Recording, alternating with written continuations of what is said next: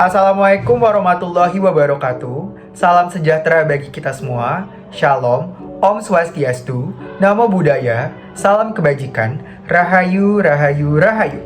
Halo teman-teman semua, kembali lagi bersama saya, Jody Del Fiero, yang akan membahas mengenai seputaran dunia hukum.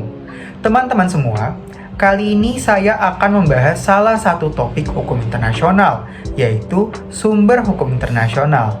Let's check it out. Sumber hukum internasional.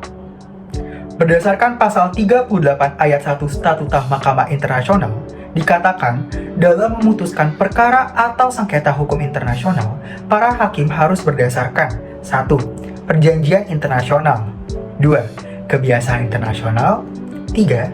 Prinsip hukum umum yang diakui oleh bangsa beradab, dan keempat, putusan pengadilan dan ajaran atau karya para sarjana terkemuka. Sumber hukum internasional dibagi menjadi dua. Yang pertama, sumber hukum internasional primer, yaitu sumber hukum internasional pokok yang meliputi perjanjian internasional, kebiasaan internasional, dan prinsip hukum umum yang diakui oleh bangsa beradab. Dan yang kedua adalah sumber hukum internasional subsidiar, yaitu sumber hukum internasional tambahan yang meliputi putusan pengadilan dan ajaran atau karya para sarjana terkemuka. Yang pertama, perjanjian internasional. Menurut Mokhtar Kusumadja, perjanjian internasional adalah persetujuan yang dilakukan antar bangsa yang bertujuan untuk menciptakan akibat-akibat hukum tertentu. Sedangkan menurut Oppenheim, perjanjian internasional adalah perjanjian yang dilakukan antar negara yang mengakibatkan hak dan kewajiban bagi pihak-pihak yang mengikutinya. Perjanjian internasional memiliki beberapa istilah seperti traktat, fakta, konvensi, piagam, charter, deklarasi, protokol, arrangement, accord, modus vivendi, final act, MOU, exchange note, dan lain-lain. Perjanjian internasional dapat diklasifikasikan menjadi beberapa bagian. Yang pertama, berdasarkan bentuknya. Berdasarkan bentuknya, perjanjian internasional dapat dibedakan menjadi dua, yaitu perjanjian internasional 2 tahap dan perjanjian internasional 3 tahap. Perjanjian internasional 2 tahap adalah perjanjian internasional yang melalui 2 tahapan, yaitu perundingan dan penandatanganan. Sedangkan perjanjian internasional 3 tahap adalah perjanjian internasional yang melalui 3 tahapan, yaitu perundingan, penandatanganan, dan ratifikasi. Pengklasifikasian yang kedua adalah perjanjian internasional berdasarkan jumlah anggotanya. Berdasarkan jumlah anggotanya, perjanjian internasional dapat dibedakan menjadi bilateral, trilateral, multilateral, regional, dan universal.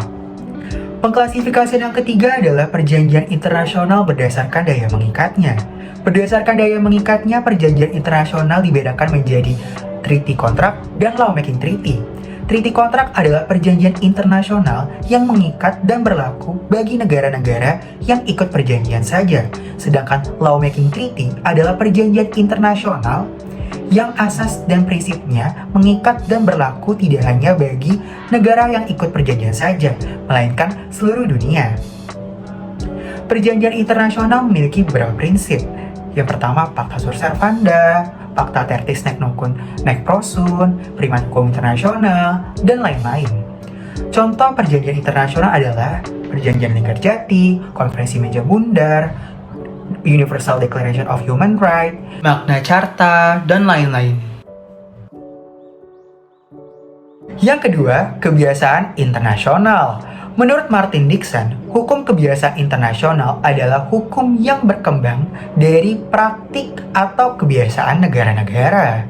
Kebiasaan internasional harus dibedakan dengan adat istiadat, kesopanan, dan persahabatan.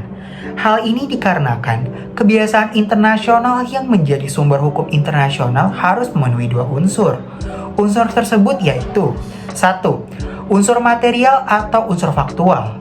Unsur material atau unsur faktual adalah kebiasaan yang praktiknya umum oleh negara-negara dan dilakukan secara berulang-ulang dalam jangka waktu yang lama. Dan unsur yang kedua yaitu unsur psikologis. Unsur psikologis adalah kebiasaan tersebut diterima sebagai suatu hukum dan bukan hanya sebagai suatu habitual saja. Dalam hukum kebiasaan internasional, terdapat prinsip persisten objektor, artinya masih dimungkinkan terdapat beberapa negara yang tidak terikat dengan hukum kebiasaan internasional. Yang ketiga, prinsip hukum umum yang diakui oleh bangsa-bangsa beradab. Prinsip hukum umum yang diakui oleh bangsa-bangsa beradab menurut Mokhtar Kusumaatmadja adalah prinsip hukum umum yang mendasari sistem-sistem hukum modern yang dianut oleh negara-negara. Prinsip hukum umum juga dapat dikatakan sebagai prinsip-prinsip hukum yang tidak terbatas pada hukum internasional saja, melainkan dapat berdasar pada hukum perdata, hukum pidana, dan hukum lainnya. Berikut contoh prinsip-prinsip hukum umum yaitu Pacta sunt servanda, good faith, res judicata, nullum delictum nulla poena legenali, nebis in idem, retroaktif, good governance, duty to cooperate, dan lain-lain. Selanjutnya kita memasuki sumber hukum internasional tambahan atau sumber hukum internasional subsidiar. Di dalam sumber hukum internasional subsidiar terdapat 1. Putusan pengadilan. Dalam pasal 38 ayat 1 Statuta Mahkamah Internasional dikatakan bahwa putusan pengadilan internasional merupakan salah satu sumber hukum internasional tambahan. Meskipun demikian, tidak dapat dikatakan bahwa putusan pengadilan memiliki kedudukan yang lebih rendah dibandingkan sumber hukum lainnya. Putusan pengadilan internasional dikatakan sebagai sumber hukum internasional tambahan dikarenakan sumber hukum ini tidak dapat berdiri sendiri sebagai dasar putusan yang diambil oleh hakim. Selain itu, putusan pengadilan internasional tidak menciptakan hukum, melainkan mengikat para pihak di dalam kasus-kasus tertentu. Contoh putusan pengadilan internasional yaitu dalam kasus Anglo-Norwegian Fisheries Case 1952, hakim menciptakan ketentuan baru dalam hukum internasional, yaitu pembatasan laut teritorial dengan memperhatikan kondisi geografis suatu wilayah. Kemudian, dalam kasus Reparation for Injuries Suffered in the Service of United Nations 1949, hakim menciptakan kaidah baru bahwa United Nations sebagai organisasi dapat menuntut ganti rugi berdasarkan hukum internasional. Selain putusan pengadilan, dalam sumber hukum internasional subsidiar terdapat karya atau ajaran para sarjana terkemuka.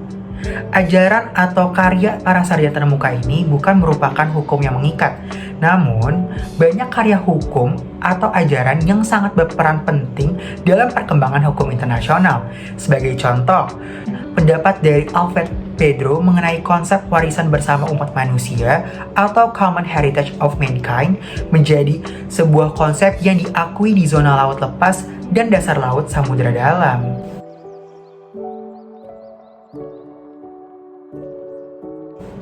Sekian pemaparan materi dari saya, kurang lebihnya mohon dimaafkan dan terima kasih atas perhatiannya. Wassalamualaikum warahmatullahi wabarakatuh.